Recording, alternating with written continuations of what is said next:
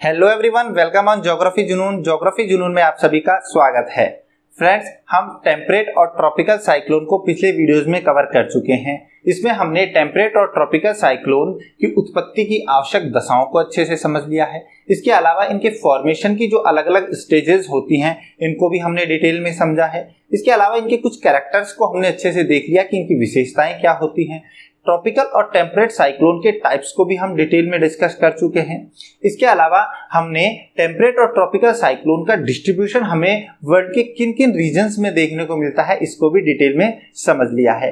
आज के इस वीडियो में हम टेम्परेट साइक्लोन और ट्रॉपिकल साइक्लोन इन दोनों के कुछ कैरेक्टर्स में डिफरेंशिएट करेंगे कि किन किन कैरेक्टर्स के आधार पर इनको दोनों के बीच में विभेद पाया जाता है, अंतर पाया जाता है। ठीक है दोस्तों, तो देखिए, इस टॉपिक से आपको अगर आप ऑब्जेक्टिव आंसर लिख रहे हैं, ऑब्जेक्टिव एग्जाम दे रहे हैं, तो वहां पे भी आपको क्वेश्चन मिल सकता है। इसके अलावा अभी आप कोई डेस्क्रिप्टिव एग्जाम अगर देते हैं तो उसमें भी आपको डिटेल में ये डिफरेंशियल लिखने के लिए आ सकता है। इसके अलावा जब हम इसको पढ़ेंगे तो इसके साथ साथ हमें टेम्परेट और ट्रॉपिकल साइक्लोन जो है उसका एक क्विक रिवीजन भी देखने को मिलेगा। तो हम कुछ कैरेक्टर्स के बेसिस पर इनको डिफरेंशिएट करते हैं। तो सबसे पहला, अगर हम ट्रॉपिकल और टेम्परेट साइक्लोन को डिफरेंशिएट करते हैं तो पहला हमारा कैरेक्टर है ओरिजिन, यानी उत्पत्ति कैसे होती है। तो अगर हम ट्रॉपिकल साइक्लोन की देखें तो इनकी थर्मल ओरिजिन होता है, तापीय उत्पत्ति होती है, यानी इनकी जो उत्पत्ति है इसमें तापमान का बहुत बड़ा रोल होता है। ठीक है, तो सी सरफेस जो है उस पर टेम्परेचर जब बहुत हाई हो जाता है तो उसकी वजह से एक लो प्रेशर क्रिएट हो जाता है, यानी कि तापमान की वजह से इसमें लो प्रेशर रीजन उत्पन्न होने की वजह से है ना ट्रॉपिकल साइक्लोन उत्पन्न हो रहे हैं। इसके अलावा टेम्परेट साइक्लोन की अगर हम बात करें तो टेम्परेट साइक्लोन जो है वो डायनेमिक ओरिजिन होता है, यानी गतिक उत्पत्ति होती है। गतिक उत्पत्ति कैसे होगी कि जो दो डिफरेंट नेचर वाली, तो अपोजिट नेचर वाली दो एयर मासेस जब एक दूसरे से कन्वर्ज करती हैं, एक दूसरे के पास आती हैं, तो वो एक दूसरे के क्षेत्र में फोर्सफुली एंटर होने का प्रयास करती हैं, और इस वजह से इनमें जो गति उत्पन्न हो रही है उसकी वजह से टेम्परेट साइक्लोन की उत्पत्ति होती है। ठीक है, तो टेम्परेट साइक्लोन गतिक उत्पत्ति वाले होते हैं। ठीक है, दूसरा अगर इनका रीजन देखें हम तो दूसरा रीजन आता है एसोसिएटेड फ्रंट्स। ठीक है, इनके साथ में सहायक वाताग्रों का निर्माण किसके साथ होता है और किसके साथ नहीं होता है। तो देखिए, ट्रॉपिकल साइक्लोन के साथ वाताग्र नहीं बनते हैं, क्योंकि वाताग्र के निर्माण के लिए दो जो कंट्रास्ट नेचर की एयर मास है उनको पास आना होगा और एक दूसरे के क्षेत्र में प्रवेश करने होगा, और यहाँ पर ऐसा कुछ नहीं होता है ट्रॉपिकल रीजन्स में। जबकि जो टेम्परेट साइक्लोन है, इस टेम्परेट साइक्लोन का जो रीजन है इसमें साइक्लोन का फॉर्मेशन जो है वो हमेशा फ्रंट्स के साथ ही होता है, वाताग्र के साथ ही होता है, क्योंकि यहाँ पर दो कॉन्ट्रास्ट नेचर की एयर मासेज एक दूसरे के पास आती है, यानी कि फ्रंटोजेनेसिस, वाताग्र निर्माण की जो क्रिया है उसके साथ हमेशा टेम्परेट साइक्लोन जो है उसी के साथ बनते हैं। जब तक फ्रंटोजेनेसिस नहीं होगा टेम्परेट साइक्लोन नहीं बनते हैं। ठीक है, तो ये इनका एसोसिएटेड फ्रंट्स के रूप में हमने एक कैरेक्टर देखा। तीसरा है सरफेस, कि इनकी किस सरफेस पर डेवलप हो रहे हैं, किस सतह पर विकसित होते हैं।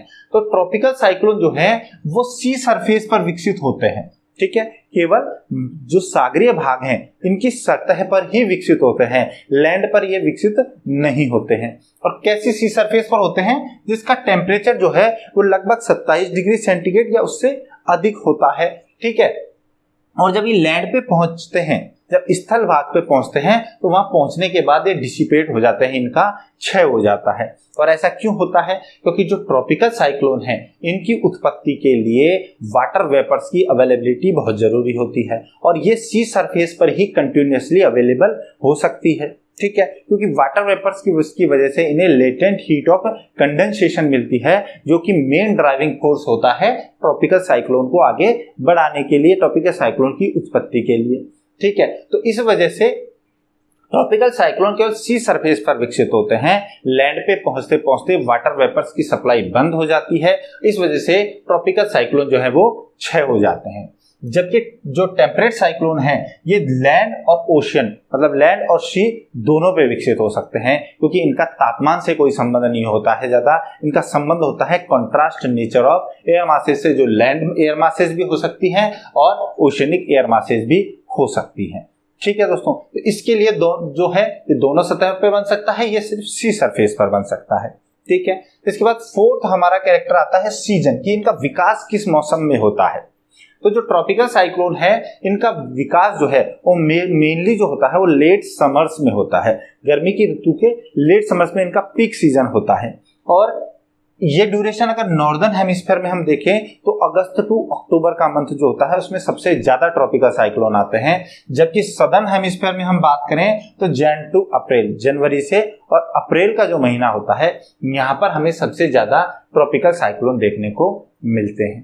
ठीक है दोस्तों, इसके बाद हम देखें तो जो टेम्परेट साइक्लोन है, ये temperate cyclone mainly winter season में आते हैं, क्योंकि समर सीजन में बहुत कम टेम्परेट साइक्लोन बन पाते हैं। ठीक है, ज्यादातर विंटर सीजन बनते हैं। ये कब बनते हैं? समर्स में। और ये कब बनते हैं? विंटर्स में।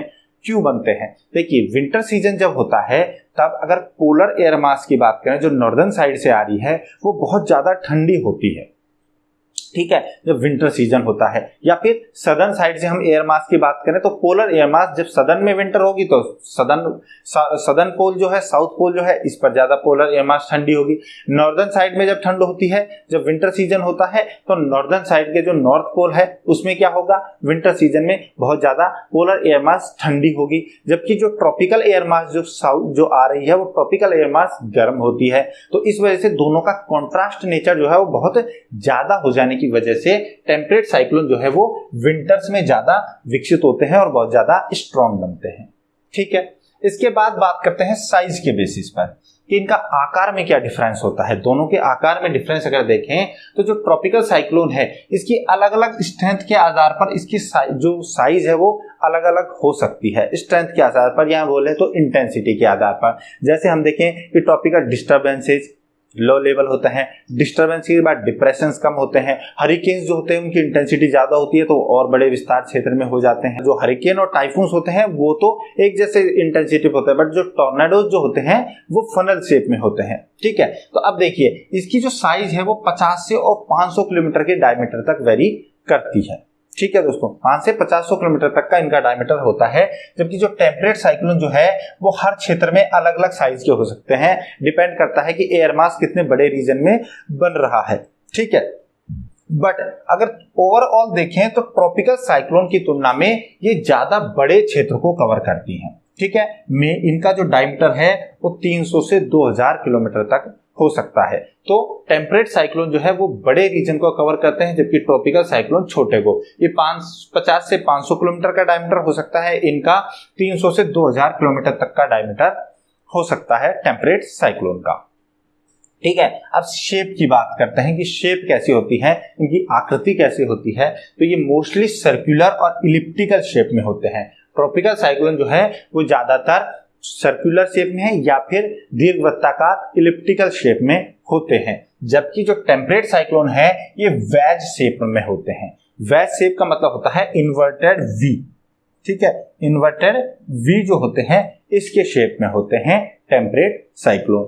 ठीक है, क्योंकि ये जो साइक्लोन है, जो ट्रॉपिकल साइक्लोन है, ये सर्कुलर होते हैं क्योंकि यहाँ के चारों ओर आइसोबार जो होती है वो भी बिल्कुल सर्कुलर मैनर में होती है लगभग, और बहुत क्लोजली स्पेस्ड होती है, एक दूसरे के पास पास होती है, जबकि यहाँ पर आइसोबार जो है वो जो वी शेप में होती है, इसलिए ये इन्वर्टेड वी शेप में या वेज शेप में टेम्परेट साइक्लोन ज्यादातर बनते हैं। ठीक है, सेवंथ और नेक्स्ट हमारा जो है वो है रेनफॉल। वर्षा कैसे हो रही होती है ट्रॉपिकल और टेम्परेट साइक्लोन के साथ। तो देखिए, रेनफॉल की अगर बात करें तो ट्रॉपिकल साइक्लोन जो होता है उसमें बहुत भयानक वर्षा होती है, टॉरेंशियल रेनफॉल होता है, प्रचंड वर्षा होती है। इसके अलावा यहाँ जो वर्षा है वो इवनली डिस्ट्रीब्यूटेड होती है। टेम्परेट जो ट्रॉपिकल साइक्लोन है इसका जो क्षेत्र है इसमें लगभग समान रूप से वर्षा हो रही होती है। विशेष तौर से जो मध्य का भाग जो है, सेंट्रल पार्ट है, इसमें समान रूप से वर्षा वितरित होती है, और जो वर्षा है वो शॉर्ट ड्यूरेशन की होती है, कम समय के लिए होती है, प्रचंड वर्षा होती है।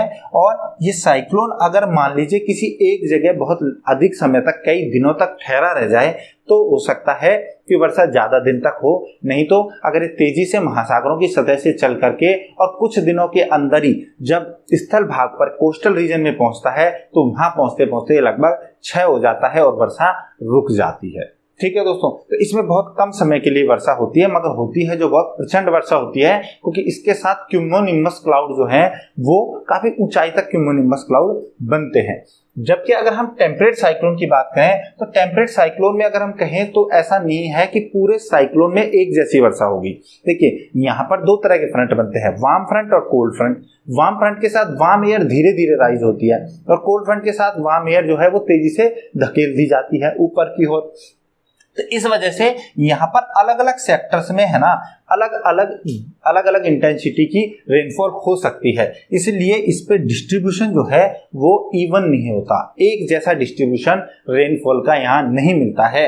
क्यों नहीं मिलता है? क्योंकि देखिए वार्म फ्रंट पर तो क्या होगा, वर्षा जो है वो अधिक समय तक होगी और धीरे धीरे होगी, जबकि जो कोल्ड फ्रंट है उस पे वर्षा जो है वो बहुत तेजी से और कम समय के लिए होती है। जब वार्म सेक्टर आता है तो वार्म सेक्टर और कोल्ड सेक्टर जो होता है तब जाता है, तब मौसम बिल्कुल साफ होता है, वर्षा नहीं होती है। इसलिए हर सेक्टर के अकॉर्डिंग यहाँ पर जो रेनफॉल जो है उसकी मात्रा घटती बढ़ती रहती है। मगर जनरली अगर देखें तो ये टेम्परेट साइक्लोन जो है उनके साथ वर्षा जो है वो स्लो होती है अपेक्षाकृत किसके, ट्रॉपिकल साइक्लोन के। तो ट्रॉपिकल साइक्लोन के कंपैरेटिवली अगर देखें तो स्लो रेनफॉल होती है और लॉन्ग लास्टिंग रेनफॉल होती है, क्योंकि टेम्परेट साइक्लोन जो है वो लंबे समय तक बने रहते हैं। इस वजह से इसमें क्या है, लॉन्ग लास्टिंग रेनफॉल होती है, मगर कंपैरेटिवली ट्रॉपिकल साइक्लोन से स्लो वर्षा होती है। ठीक है, इसके बाद हम बात करते हैं आइसोबार्स की, कि समदाब रेखा इन साइक्लोन्स में कैसे मिलती हैं। तो देखिए जो ट्रॉपिकल साइक्लोन है इनमें जो समदाब रेखा है बहुत क्लोजली स्पेस्ड होती है, एक दूसरे के बहुत पास पास होती हैं। इसके अलावा सिमेट्रिकल होती हैं।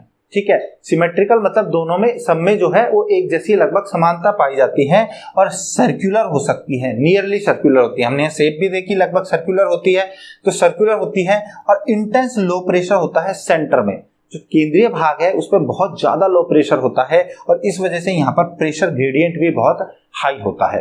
तो समदाब रेखाओं के एक दूसरे के पास होने की वजह से सेंटर के पार्ट में और जो पेरिफेरी का पार्ट है इनके बीच में प्रेशर डिफरेंस बहुत ज्यादा हो जाता है। इस वजह से यहाँ पर प्रेशर ग्रेडियंट बहुत तीव्र होता है और इसी वजह से इनकी जो देखी जाए तो ये ट्रॉपिकल साइक्लोन की स्पीड भी बहुत ज्यादा होती है, इसमें विंड स्पीड भी ज्यादा होती है।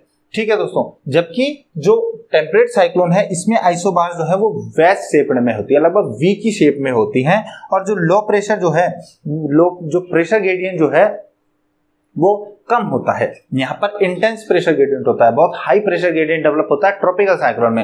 जबकि टेम्परेट साइक्लोन जो है उनमें आइसोबार्स जो है वो थोड़ा दूर भी होती हैं और वी शेप में होती हैं, इसलिए यहाँ पर ज्यादा प्रेशर ग्रेडियंट डेवलप नहीं हो पाता है और इस वजह से यहाँ पर विंड की स्पीड भी स्लो होती है कंपैरेटिवली किसके, ट्रॉपिकल साइक्लोन के। ठीक है, तो इस तरह से आइसोबार्स की पोजीशन होती है दोनों साइक्लोन्स के अंदर। इसके बाद हम देखते हैं कि विंड वेलोसिटी कैसी होती है, जिसे हम अभी डिस्कस कर रहे थे कि यहाँ पर बहुत ज्यादा विंड वेलोसिटी होती है ट्रॉपिकल साइक्लोन में, जो कि 200 किलोमीटर प्रति घंटे से भी ज्यादा पहुंच जाती है, जिसे हमने टॉर्नेडो ट्विस्टर में हम देखते हैं कि वहां पर विंड वेलोसिटी बहुत ज्यादा हो सकती है। और साथ में हमने देखा है कि हरिकेन और टाइफून जो है उन पर भी विंड वेलोसिटी जो है वो नॉर्मली 180-200 तक पहुंच जाती है। ठीक है, तो इनमें विंड वेलोसिटी ज्यादा होगी क्योंकि प्रेशर ग्रेडियंट जो है वो बहुत ज्यादा होता है, दाब प्रवणता बहुत अधिक है, अंदर लो प्रेशर बहुत ज्यादा है, पेरिफेरी में हाई प्रेशर है और इनके बीच में डिफरेंस ज्यादा होने की वजह से केंद्र की ओर जो हवाएं चल रही हैं वो बहुत तेजी से चलती हैं। जबकि टेम्परेट साइक्लोन जो है इसमें विंड की स्पीड कंपैरेटिवली लो होती है, 30 to 150 किलोमीटर पर आवर होती है। ठीक है, तो यहाँ पर विंड जो है वो थोड़ा जो स्लो स्पीड से, स्लो वेलोसिटी से चलती हैं।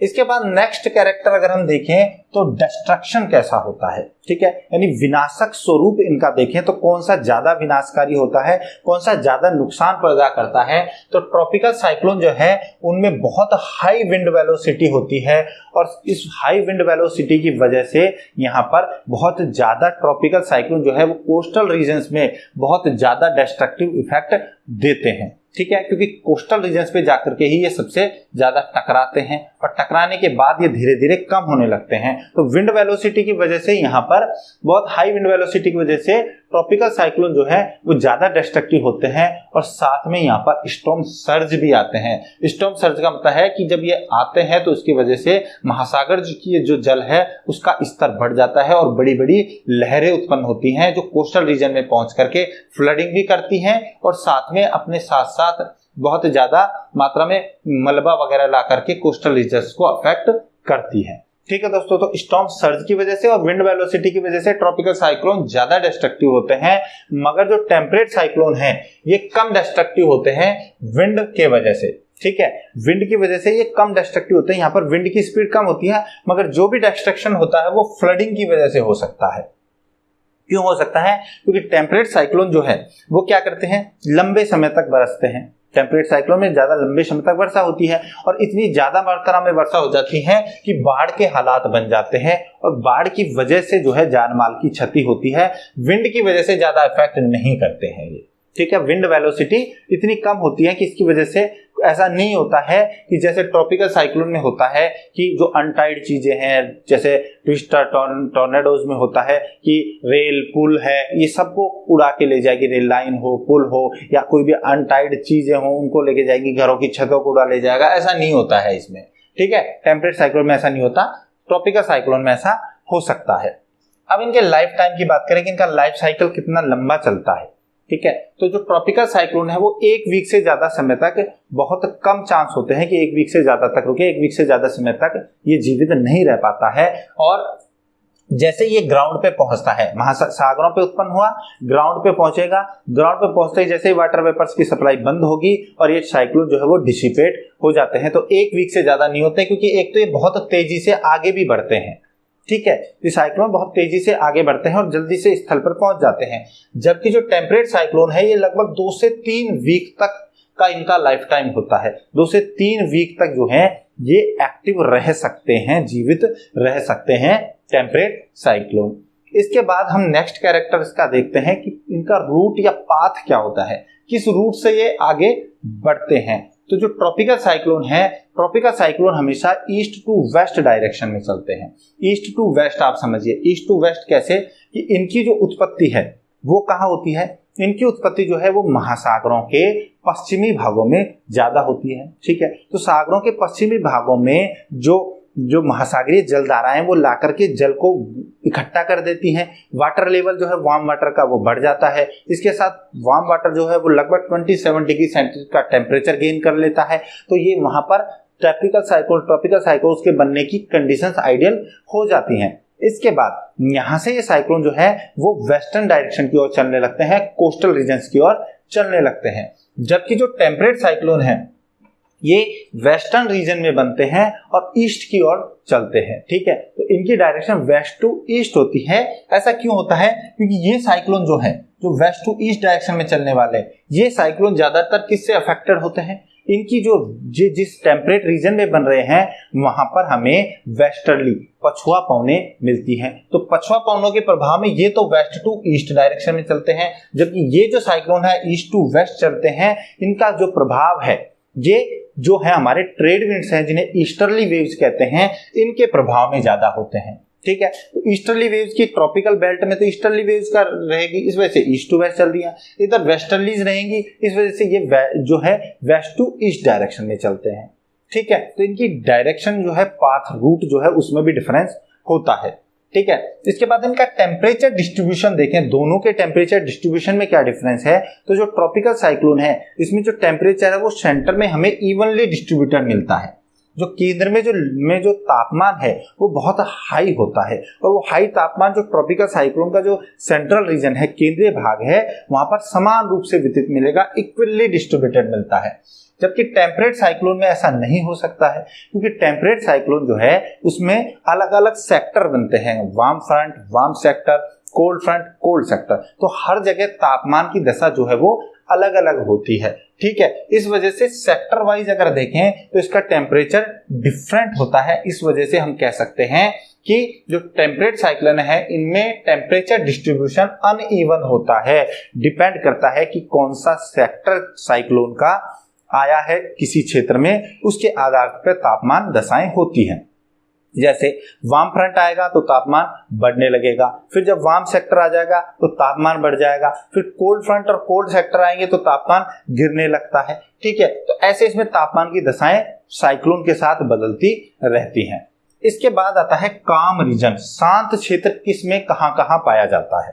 ठीक है, दोनों साइक्लोन में शांत क्षेत्र कौन सा होता है, इसका डिफरेंस अगर देखें तो देखिए ट्रॉपिकल साइक्लोन जो है इसका जो बिल्कुल सेंटर वाला पार्ट है, जो लो प्रेशर का रीजन है, जहाँ इंटेंस लो प्रेशर है, हाई टेम्परेचर है, अच्छी ह्यूमिडिटी है, मगर रेनफॉल नहीं हो रही है, विंड जो है वो फ्लो नहीं कर रही है, तो वो क्षेत्र होता है सेंट्रल रीजन और इसे बोला जाता है आई साइक्लोन। ट्रॉपिकल साइक्लोन का आई रीजन जो है आंख चक्षु का जो क्षेत्र है, यहां पर देखें अगर तो यहां पर हमें जो वायुमंडलीय दशाएं हैं यहाँ शांत मिलती है, कोई भी प्रेसिपिटेशन नहीं है, कोई क्लाउड फॉर्मेशन नहीं है, क्योंकि यहाँ एयर जो है वो असेंड नहीं करती है, वार्म एयर जो है यहाँ पर ऊपर नहीं उठती है और ऊपर से जो कोल्ड और जो हैवी एयर है वो कंप्रेस होते हुए नीचे उतरती है, तो डिसेंडिंग एयर की वजह से यहाँ पर आई रीजन में शांत दशाएं होती हैं। अगर असेंड करता तो बादल का निर्माण होता है, वर्षा होता है, यहाँ पर असेंडिंग एयर भी नहीं है और डिसेंड और हो रही होती है। ठीक है, जबकि टेम्परेट साइक्लोन में ऐसा कोई भी हमें क्षेत्र नहीं दिखाई देता जहां पवन प्रवाह नहीं हो।